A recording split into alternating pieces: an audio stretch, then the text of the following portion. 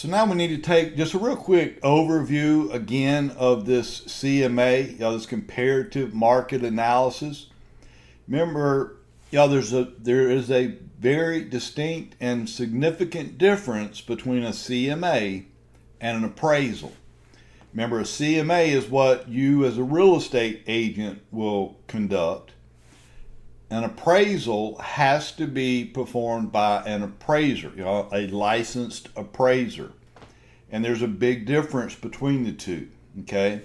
So, when you're doing a market analysis, what you're trying to end up with really is a price range. You're not trying to assign a specific dollar amount or dollar value to a property. One, you're not an appraiser, so you can't do that. So we're trying to identify a price range. And if you remember when we were going through the sales comparison approach, which is what you'll be doing to do your market analysis, you'll have at least 3, hopefully maybe 4 or even 5 comparables that you were able to find and use, similar properties that were recently sold. But by the time you finish making all the adjustments, remember we have to come up with the adjusted sales price for each of the comparable properties. Well, obviously, of those, say you had 4, of the 4, one of those 4 had the lowest adjusted sales price, and one of them has the highest adjusted sales price. And then you got the 2 or 3 or however many in between. Well, whichever the lowest and the highest, that's what sets your range. So that property that you're getting ready, hopefully, to list and sell is valued somewhere in this range, right? And then it would be up to you and your seller client, to try to come up with a list price that hopefully will be within that range. You start, if you agree going up out of that range, you're taking a chance here that you could be listing a property you can't sell.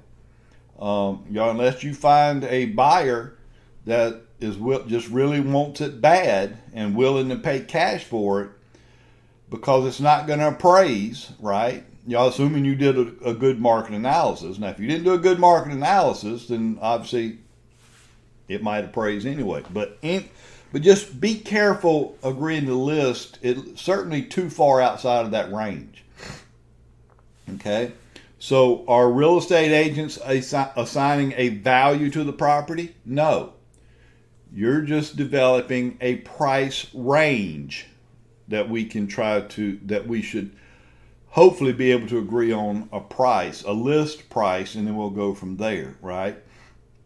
But again, when you do your market analysis, you're going to be using the sales comparison approach. You have to make sure you make the right adjustments, right? Typically, you're going to get all this information from your MLS, whichever MLS, multiple listing service you're using in your area. And and I will say this too. And you need to be very careful of this. Make sure none of the comps that you chose to use are like foreclosures, or maybe even a cash sale. Those are not similar property. I mean, you can't compare that. Obviously a foreclosed sale is not going to be similar to a house that's sold traditionally to a buyer and or seller. Some other properties that you want to stay away from would be like the cash sale. An investor might pay cash for a property that needs a lot of work. Okay? I'm telling you, what an investor would pay and what a buyer would pay for a foreclosure, those are not considered market value. So you don't want to use comps, even though the components of the house are very similar, so it might make it seem like this would be a similar property, a good one used as a comp. That's not going to work. So you want to be very careful with that, okay? And then, the last thing in this particular session is dealing with something called a BPO. We need to be able to compare, again, the CMA that real estate agents do to something called a BPO. It's called a broker price opinion. Occasionally you hear it called broker opinion of value, but typically the most common terminology is BPO, which is the acronym for broker price opinion. Well, first of all, what is a BPO? Well, when a bank forecloses on a property, they foreclose, and then guess what the bank's going to do with it once they get possession of the property? They're going to sell it, right? Banks typically are not in the real estate business, so they don't want to own real estate.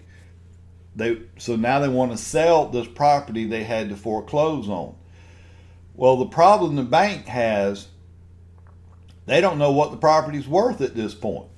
Obviously, they know how much is still owed to them, but what is still owed to them has nothing to do with what the property is currently worth. I'm sure you probably know as well as I do, when people are being foreclosed on, a lot of times they'll go in and destroy the house. They'll just tear it up, rip things out, steal fixtures out of the house. It's usually not a good situation with a lot of foreclosure properties. So the bank doesn't know what kind of condition that house might be in after they foreclose. So now they need to figure out, well, what's it worth? How much can we sell it for? Again, because it has nothing to do with what's still owed. Well, the bank has a couple of options to figure out the value. Obviously, they could just hire an appraiser to go out and do the appraisal, or they could hire a real estate agent basically to go out and do a market analysis, CMA, which is really what you're doing. So in essence, the bank is saying, if you were to list this property, and I'm using this word "if" very strongly because you're not, you can't do the BPO and list it for sale. You can't do both. But what they're saying is, if you were to list this house, given the condition it's in, remember all that depreciation stuff we talked about, how much do you think it would be worth, or how much could we sell it for? Remember, what's that range? You're doing a market analysis on that property. It's just the bank does not call, obviously they can't call it an appraisal because it was not done by an appraiser. But they also choose not to call it a CMA. The bank has their own terminology. They call it a broker price opinion, or BPO for short. So in essence, if you're doing a BPO, guess who your client is? The bank.